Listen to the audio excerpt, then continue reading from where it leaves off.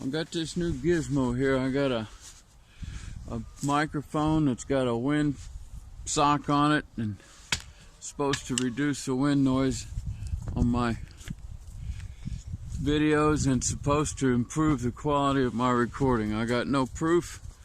This is my first day's test of it. That's a bandit there. He's a goofball. Yes. Good morning, Abraham. How's my boy? How'd we do? We ate most of our supper. Yeah, we did. We ate most of our supper. Uh-oh, we got one of our straps down again.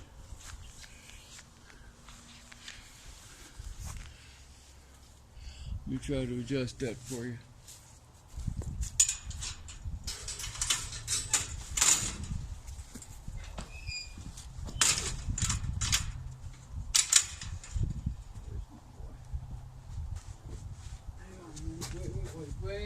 Wait. No, where you going? Where you going?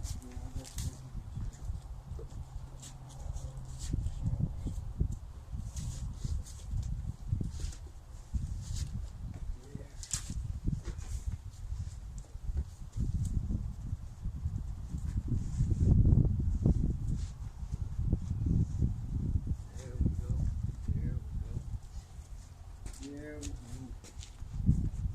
Yes, I am. He's a goof. Bandit, don't hassle. Bandit, quit it. Hey, quit it. Don't hassle. Yeah, look away.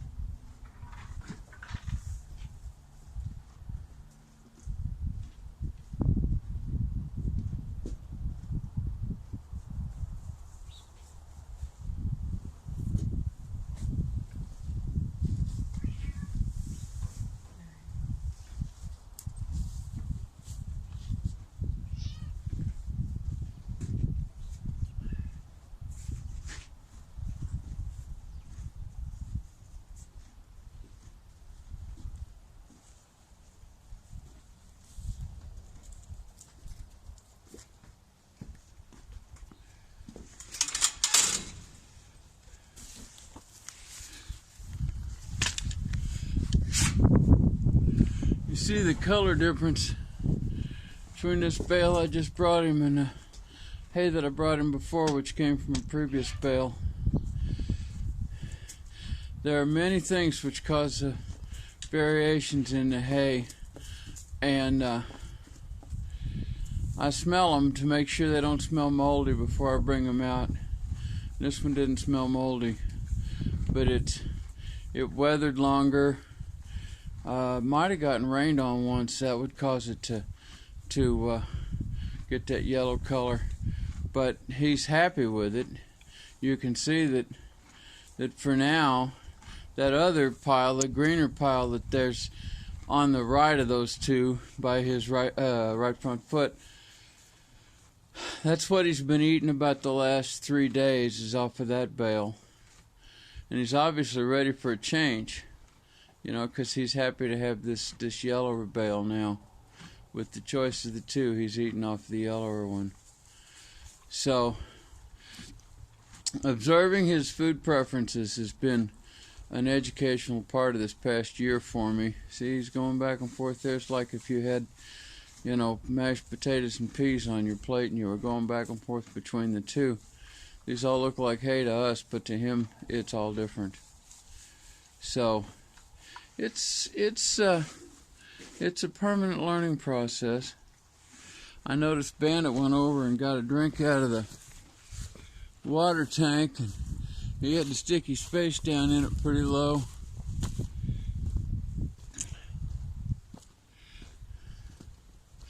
In the summer we put a float on this, but in the winter we don't. And even though it's rained a lot, you can see I've let the water get real low, so I have to fill water this morning. That's a long, slow process. I don't think you probably want to watch the whole process on a video, but I'm going to let you see a little what goes on there. I have to hook the hose up to the hydrant, because if I leave it hooked up in this freezing weather, it'll freeze up. I have to put it in the tank.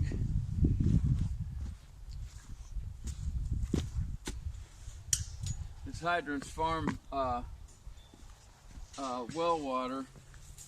It's pumped by an electrically powered pump down in the well house. Because I'm so aware of the ways in which our power systems are destroying our world, that makes me more aware of the ways that I rely on them, because it's important to understand all of it.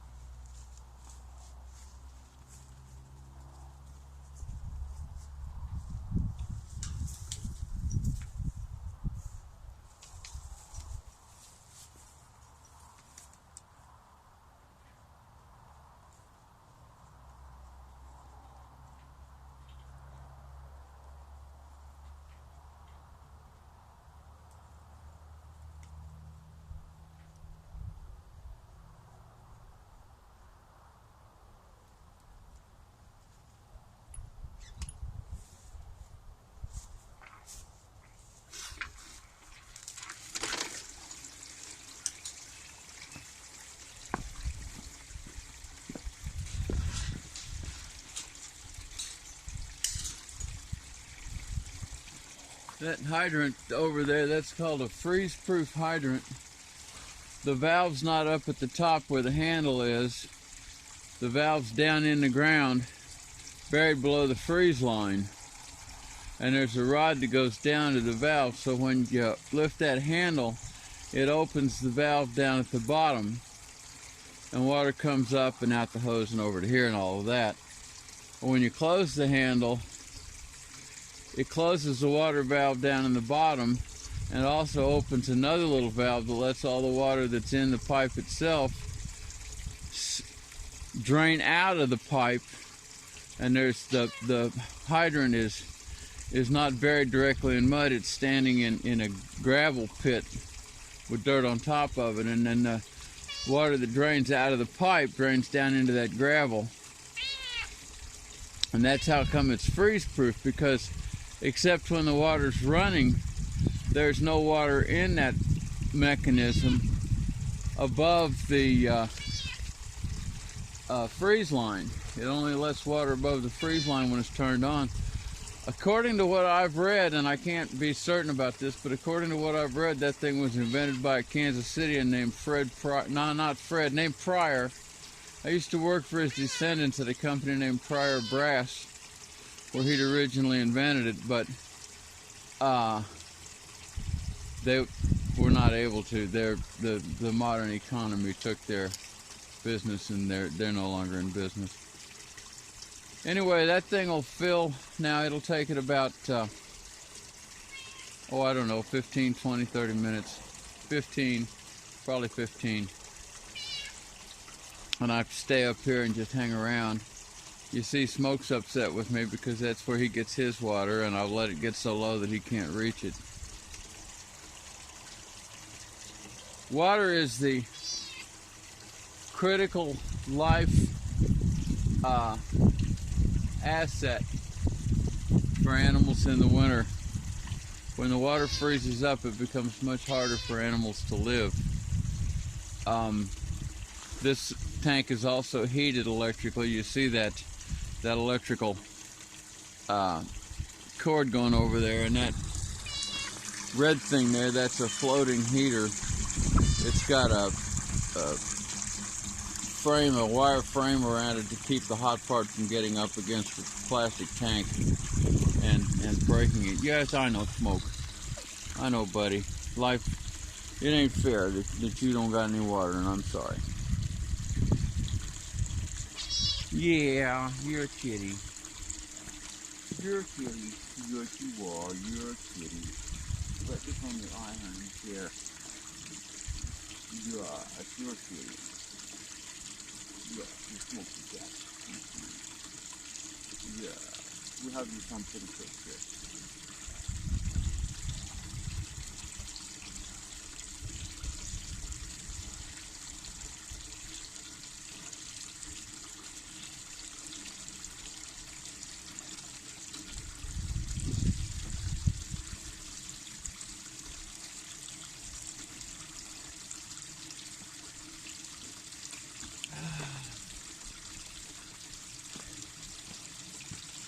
Well, we'll go over and talk to Abe while that fills.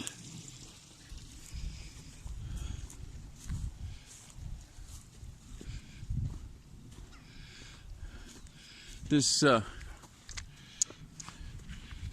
waste hay, it's not really waste. He's not able to eat it, but by spreading it out here with the worms and the other living things in this barnyard, that all gets converted back to soil. And since the dirt gets washed out of this, that's good. Plus, when it's liquid rain, previous years when I first brought him up here, when it rained, it was just horrendously muddy, and my boots would sink in up to, my foot top, and I'd get that mud stuck all over me. But now with that hay, old straw and old hay and his manure lays on top of that mud, and even when it's squishy, you don't get the mud all stuck to your feet. His preferred way, Abe's preferred way in, you see the dark part there, that's manure, and then the other light grass line that goes right along there, that's the line he prefers to walk up. There's some big rocks right there that keep it from getting muddy along the edge of the barn, and he prefers to walk that way to get in. His preferred standing points, those two dark ovals there and there, those are, when they're dry, they're just dust, and those are his dust baths. And the reason I don't put anything in them is because he likes his dust baths, and so I let those be. But as they wear away, eventually I'm going to have to fill them, and I'm going to have to make his dust bath move somewhere else. He also stands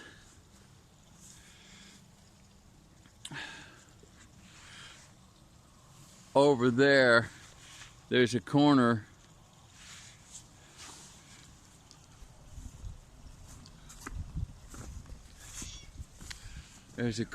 that tuck away, and he stands right back there in that corner by those panels.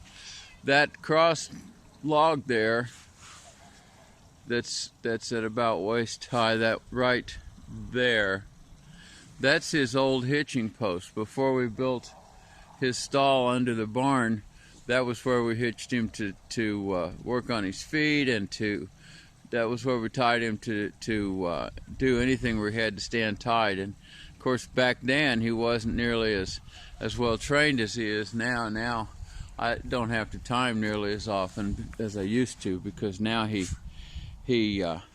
stands much better. Although you saw this morning he was a little nervous.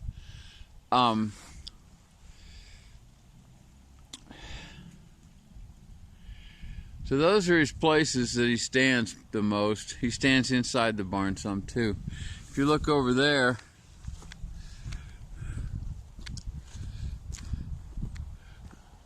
that's been a hay storage, but that low place right there in the middle, that's Bandit's bed. That's where Bandit lives now.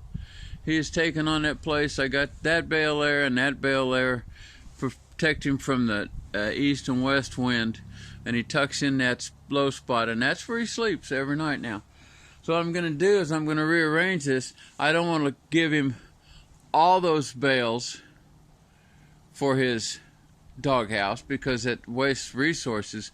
So I'm going to restack them so that there's just some back against the wall, and I think I'm going to build put a roof over it, put a board crosswise, like from there to there, except it'll be different. It'll be a rearrangement. Put a board across and stack more bales on top of that, so that he can be even warmer as as the bitter winter proceeds.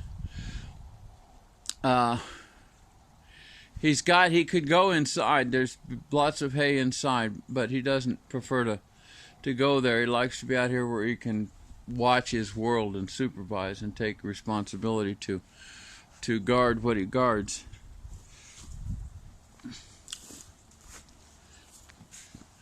Abe's going back and forth today between one of those and the other. He's eating one and then he's eating the other. I like that. It means that I have found a way to properly use his food resource so that he gets the most benefit out of it. A lot of my consciousness on this farm is resources, to have enough resources to provide for our needs. And of course, hay is a critical resource. If you work animals, it's your power. And even if you don't work them, if you just have pet animals, if you have pet horses, or even so, that's what keeps them alive. That's what they eat. Watch his lip if you can. Their lips are wonderful. You watch donkey lips and how they can work them, and you get an understanding of the evolutionary backstory to the elephant's trunk, because he can take that lip and he can make all sorts of different shapes with it, and pick up just one particular little thing that he wants. That, of course, is how they open gates and things too. So I'm going to go over here and check, see how our water's doing.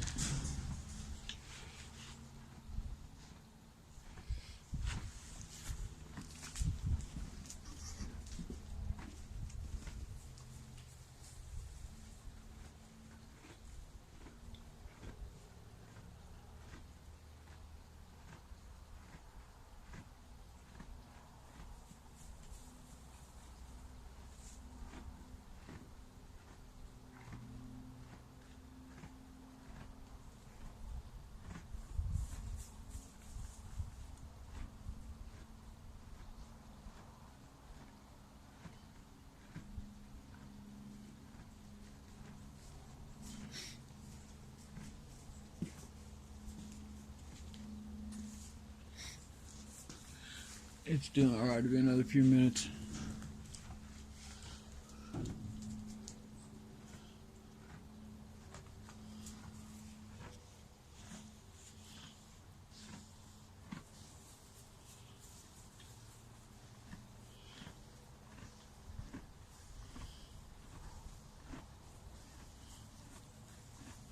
There's my smoke. I just come up here and be around these animals, you know. Bandit, don't do that, honey. No. Bandit's insecure. He thinks he has to just paw and jump and carry on all the time, or people won't notice him. You know, he was taught that by somebody by accident. It wasn't what they wanted to teach him. So what we're trying to do is just teach him that the way to get attention is to be calm, to be gentle, to be placid. Then that gets him attention, and when he gets to pawing and jumping and carrying on, we turn away and we don't pay attention to him then. And it's been, you know, we've had him since midsummer. No, baby, don't put no, put your foot down. I know you can't see him in this video. I don't want to turn it to. I just soon let you. I'm standing right behind the camera watching Abe in real life and in the camera, and just talking while I let my water fill. This is part of the point of these, is that if anybody wanted to establish a simpler life for themselves but didn't know what it took, I'm just kind of trying to let the everyday flow of this sort of life be visible in this series of videos. You know, it's a lot of it's just very slow. You know, you spend time, you know, caring for your animals, filling water tanks, moving hay. It was pretty warm yesterday, and I left him in his blanket all day, and I don't know how it's going to be today. I was working indoors yesterday all day, which isn't my favorite thing, but sometimes I have to. No, Bandit.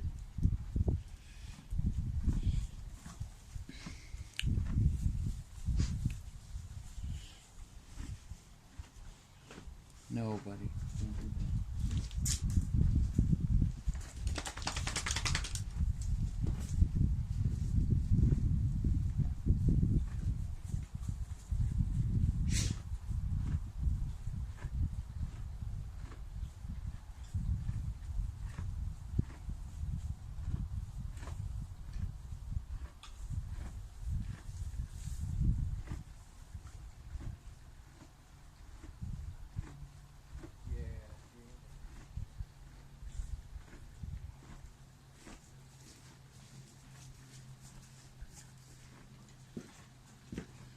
It's a little bit below freezing today. The ground's crunchy like ice cream. It's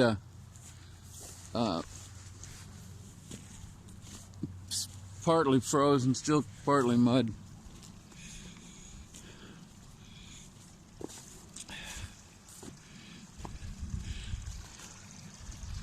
Now you can see here that we've got our tank much more filled up. Plonk, plonk, plonk. What have I done here? There we go, okay. Now I have to unhook that hose, and then I have to drain that hose, otherwise one day when I want to fill, it'll be full of ice and water won't run through it. So that's part of the norm.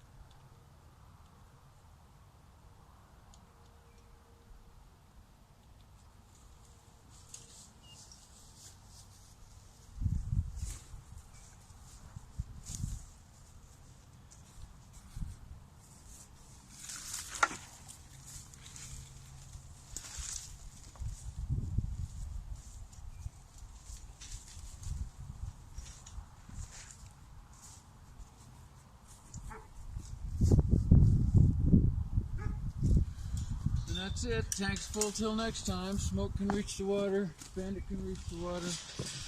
The big people can always reach it, Abe and Patches. There's my smoke. Come on, buddy. I got your water for you. Come on. Yes, come on up here. Yes, you're a kitty. Come on up. Yes, meow. There, see? It's all fixed. You got water now. Yes, that's right. That's right.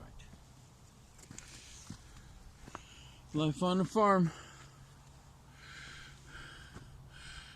Bye, y'all.